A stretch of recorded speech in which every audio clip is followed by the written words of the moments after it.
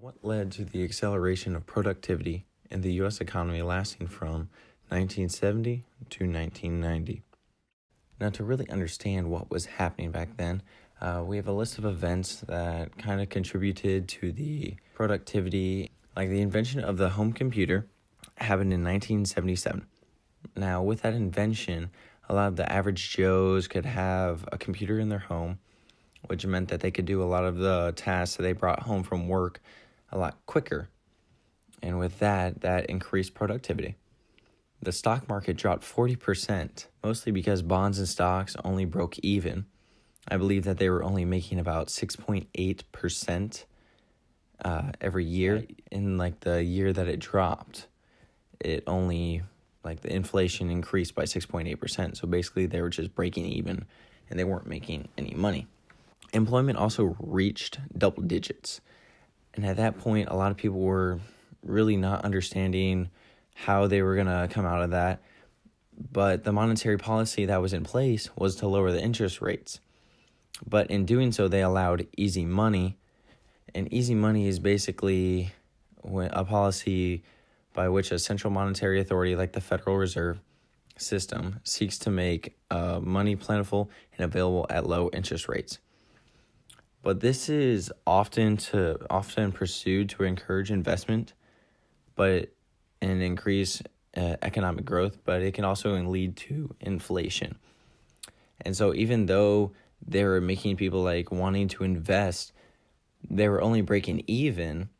And when they were only breaking even, they weren't going to invest any money. So the economy was at a standstill. Many countries were also at an all-time low production, like Germany and Japan and other countries like that. And at that point, we were one of the only countries that were really going in our production. And through the 80s, technology continues to progress and the computer starts becoming faster and easier to use and easier to obtain. But then there was a recession of 1981 and 1982, and we will get to that later in this presentation. And then Ronald Reagan became president in 1981 and 1989. And Ronald Reagan is known for Reaganomics, and so he kind of helped with the kickstart of the 70s, productivity in the 80s. Now, our thesis is that technology was something that started the production in the USA while it was down everywhere else in the world. The creation of the computer and the internet made it easy for simple tasks to be completed, and there was also a lot of compensation towards the labor costs. Since the inflation was so high, a lot of businesses didn't want to invest in paying people. So there was more compensation towards the labor costs. So government had to step in, start paying a little bit more to businesses and stuff like that. And there was more loans going through. And then the Fed monetary policies also helped tremendously in the drive of production. Now, in the 1970s, the economics that were happening was that the U.S. Unit labor costs grew markedly more slowly than unit labor costs in most other G7 countries. And G7 countries are like Germany, China, basically the larger economic countries in our world right now. Modest hourly compensation increases were the main reason for the moderate growth in U.S. manufacturing unit labor costs. But something else that was happening is in all the other G7 countries, they were trying to do this, but they were paying so much that no one wanted to really work. And they just felt that there was so much inflation that it didn't really matter if they worked or not. The creation of the home computer in the USA shifted the labor costs as well. And there was the end of the Bretton Woods system of controlled exchange rates and the introduction of floating exchange rates, which is what we've been talking about in class, where instead of having a fixed rate that will never change and always be $1 to €1, now it changes depending on if the dollar appreciates or depreciates, or if the euro appreciates or depreciates. And so that was new. The U.S. dollar appreciated strongly against most countries after the second oil price shock in 1979. And that was just because a lot of people really trusted in the U.S. dollar. And so it made for us to be able to have a lot of oil and everything like that, which was very helpful for our economy at the time. Monetary policy looked more at the quantity of money than ever before. That was very helpful because the Fed started looking at the monetary policy and they were actually making decisions based off of the quantity of money. And so the inflation started to decrease, which is how our economy kind of like transitioned back into being so great in production. Now moving on to these graphs.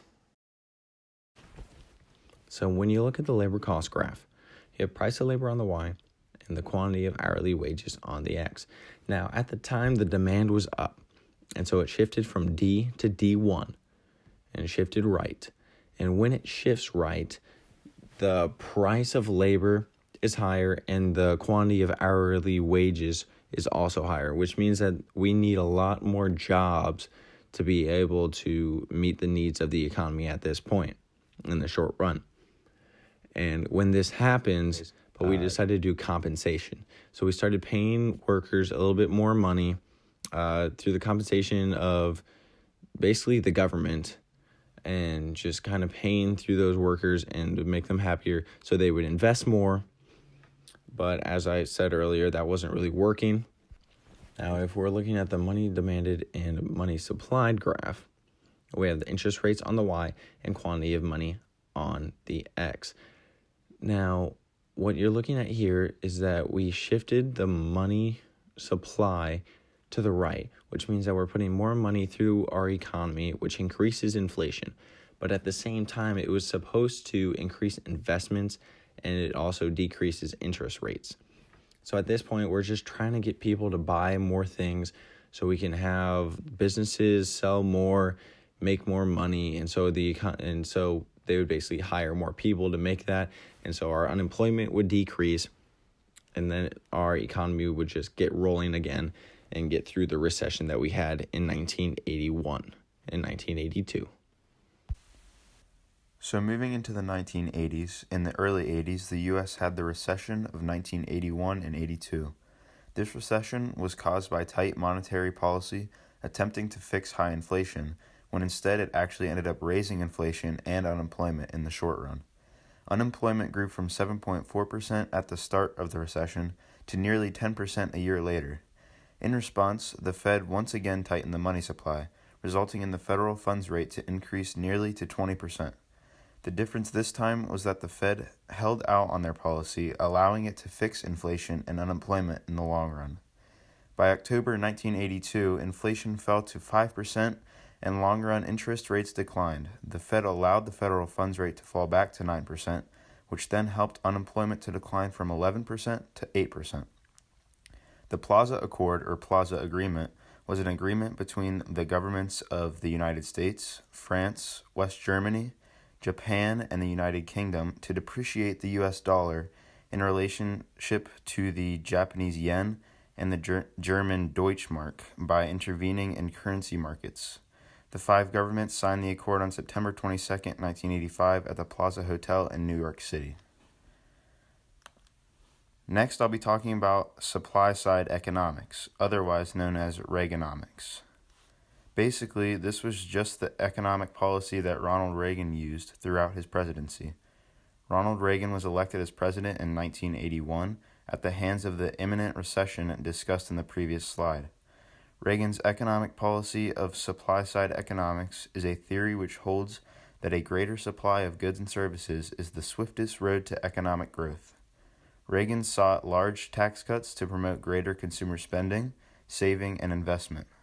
Supply-side economists argue that a tax cut would lead to increased business investment, increased earnings, and increased government revenues.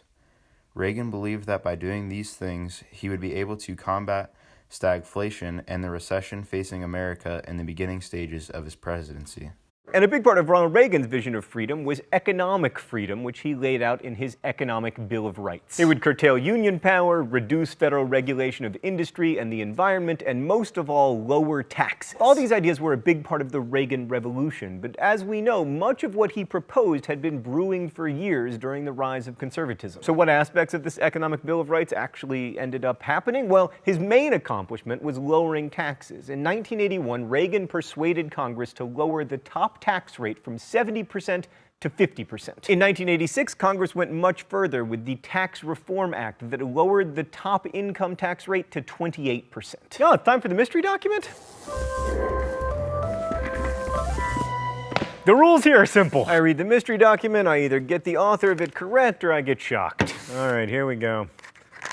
Can I just take a preliminary guess that it's going to be Reagan? I will not accept the excuse that the federal government has grown so big and powerful that it is beyond the control of any president, any administration, or Congress. We are going to put an end to the notion that the American taxpayer exists to fund the federal government. The federal government exists to serve the American people and to be accountable to the American people. On January 20th, we are going to reestablish that truth. Also on that date, we are going to initiate action to get substantial relief for our tax-paying citizens and to put people back to work. We will simply apply to our government the common sense that we use in our daily lives.